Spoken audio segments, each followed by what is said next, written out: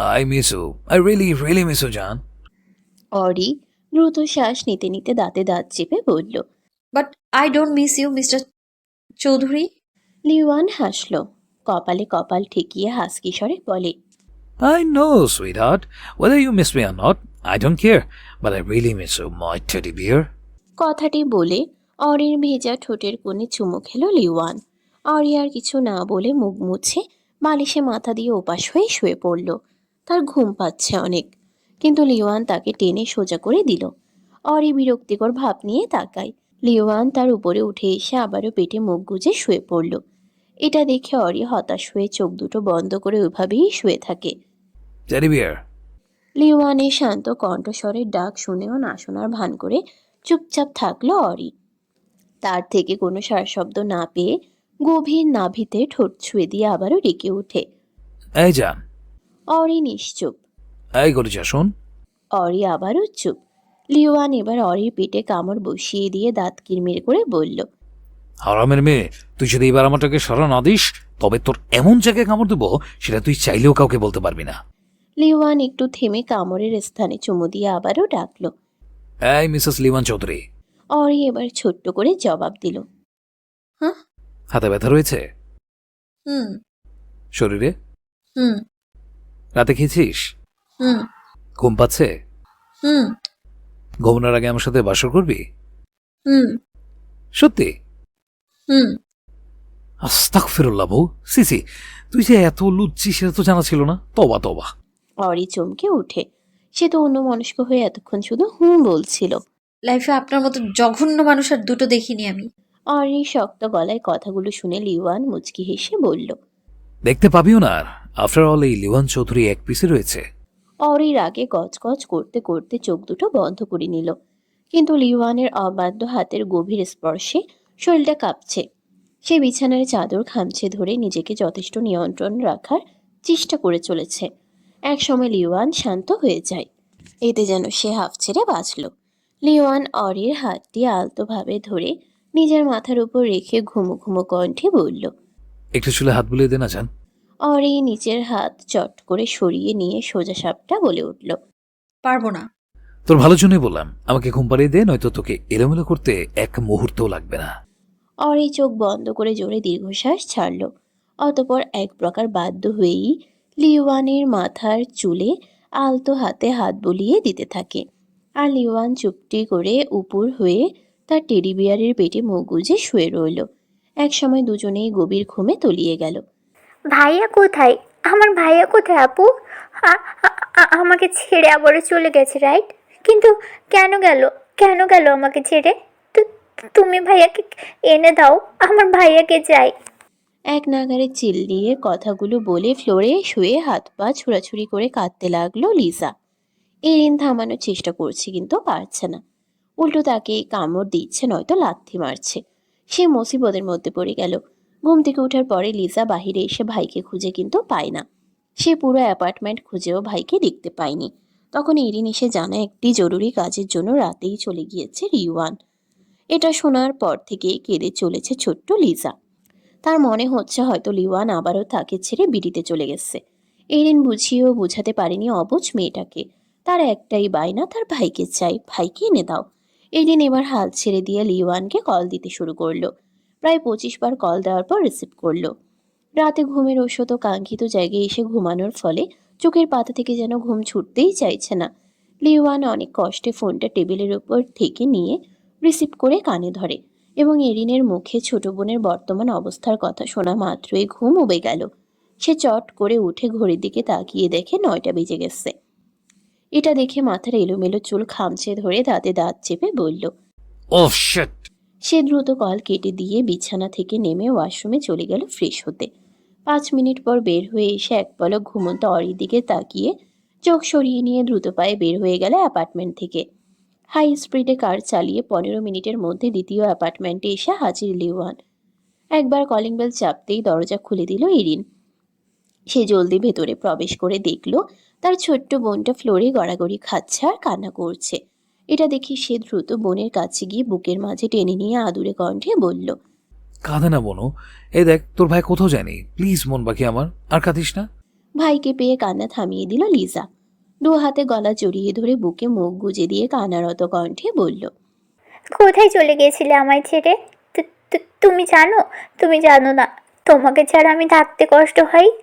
লিওয়ান বোনের মাথায় হাত বুলিয়ে দিতে দিতে বলল, জানি তো মন পাখি, কিন্তু তোরও তো বুঝতে হবে তোর ভাই ফ্রি নয়। কাজের যখন যেখানে সেখানে হুটহাট করে যেতেই হবে আমার।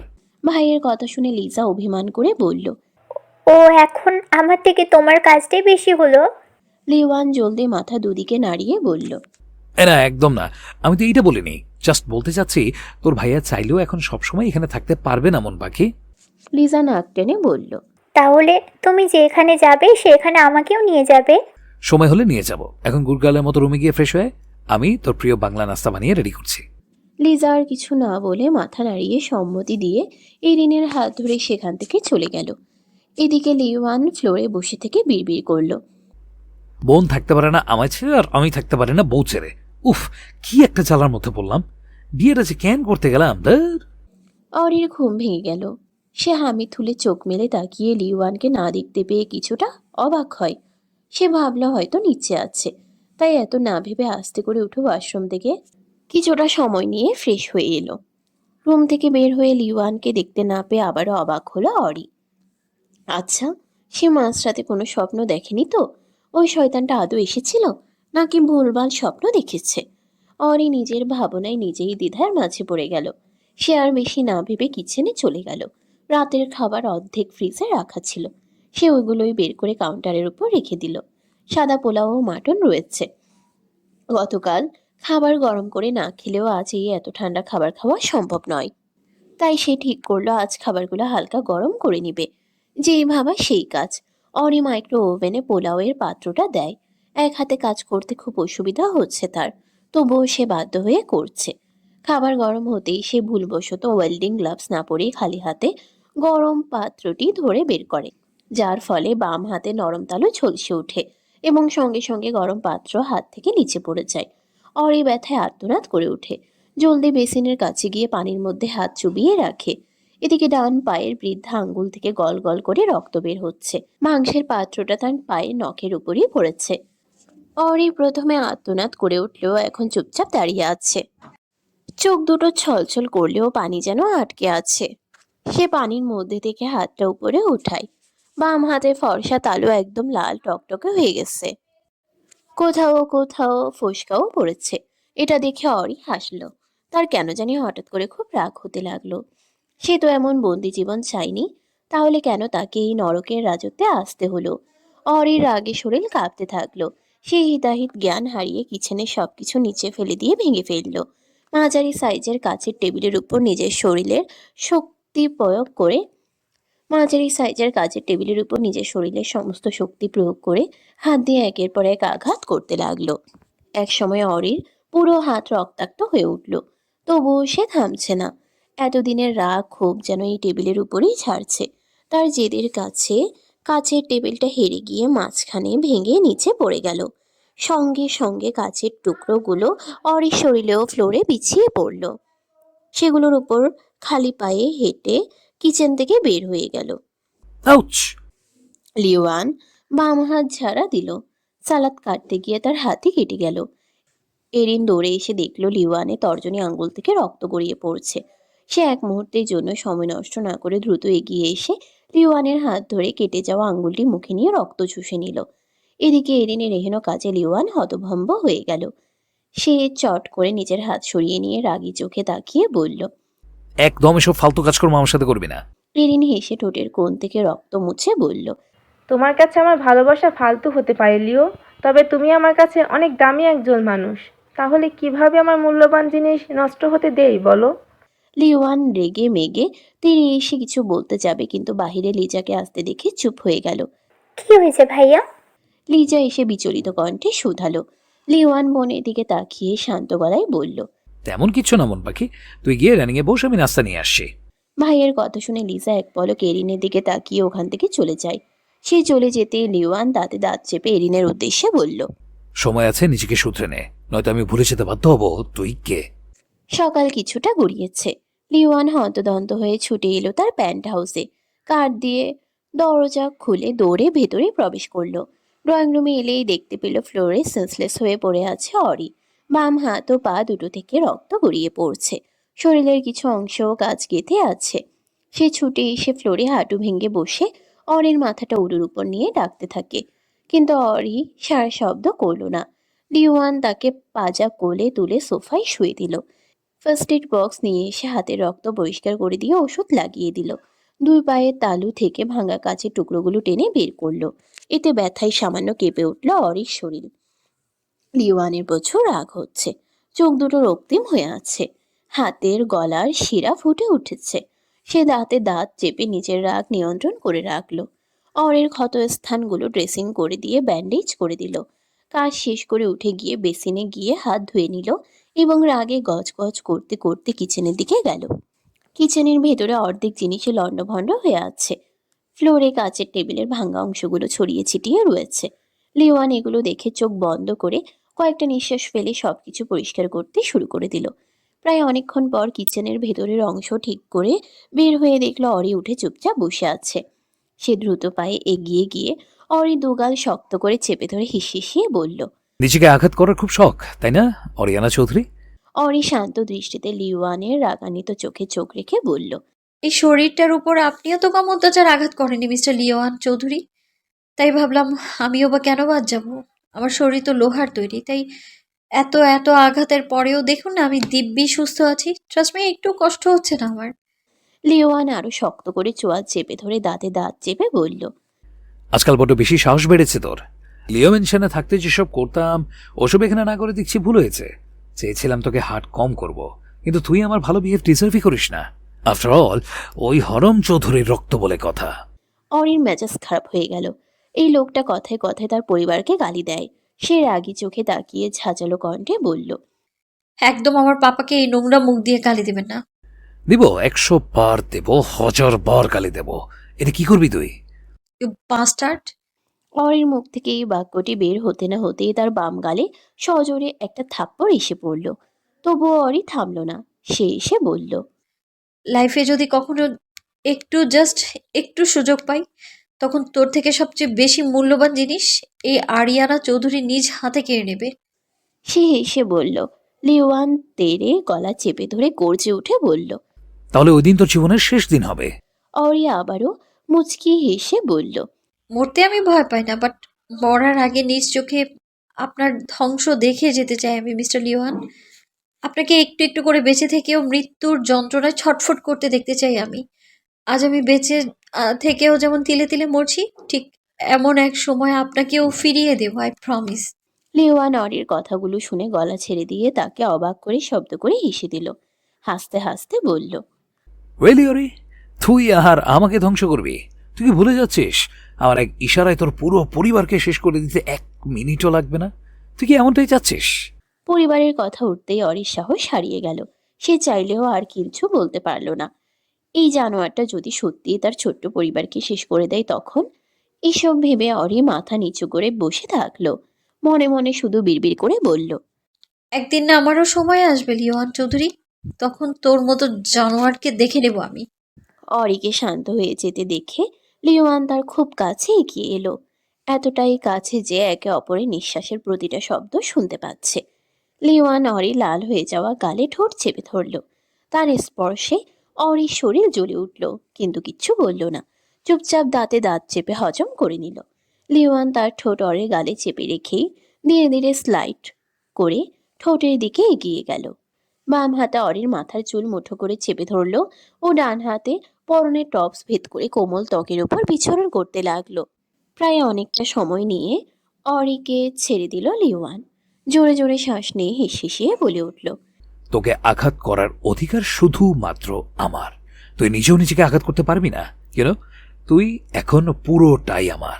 আর আমার জিনিসকে অন্য কেউ আঘাত করুক সেটা একদমই পছন্দ নয়। পরের বার এমন করলে তোর সব আঘাতের মূল্য তোর প্রিয় মানুষদের থেকেই চুকিয়ে নেব। সো সেকেন্ড টাইম নিজেকে আঘাত করার আগে 10 বার ভেবে নিস এর পরিণাম কেমন হবে। দেখতে দেখতে কেটে গেছে 1 মাস। আজ অনুর এইচএসসি এর শেষ পরীক্ষা ছিল। এখন বাজে দুপুর 1টা। সবে পরীক্ষা দিয়ে হল থেকে বের হয়ে এলো। নিজ কলেজে থেকে পরীক্ষার কেন্দ্র অনেকটাই দূরে পড়েছে। সেখান থেকে উল্টো পথ দিয়ে বাড়ি ফিরে যেতে হয় অনুকে।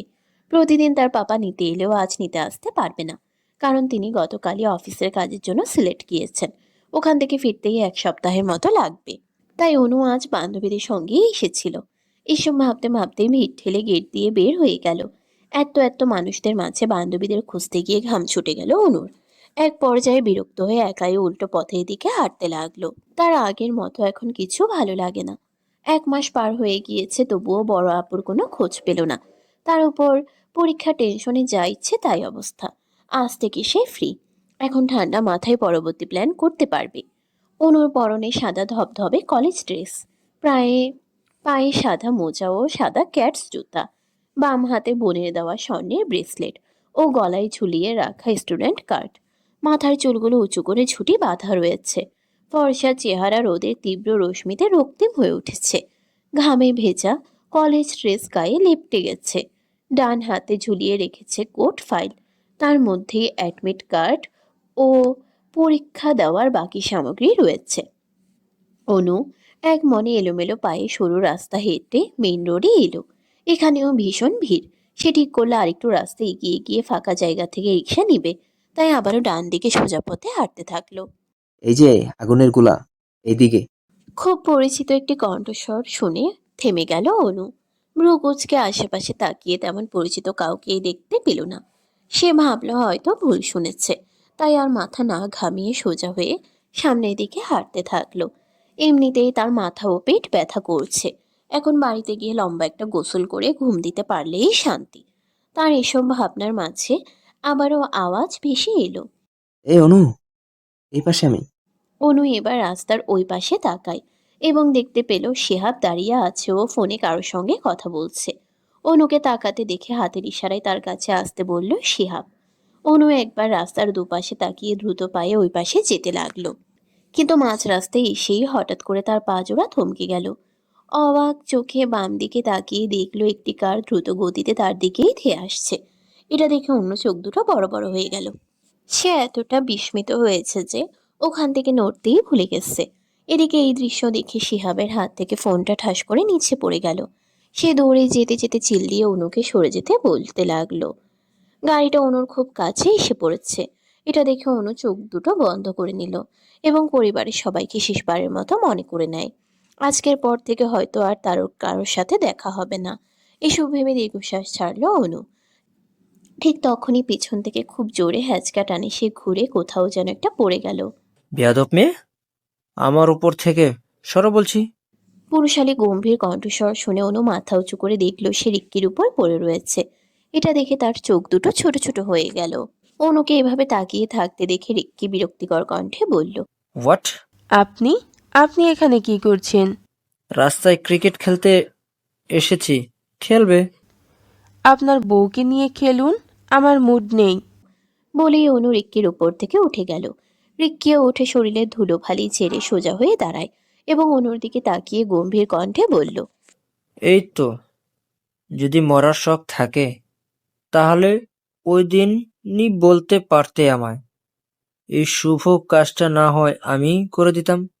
আফটার অল, বন্ধুর একমাত্র শালী বলে কথা।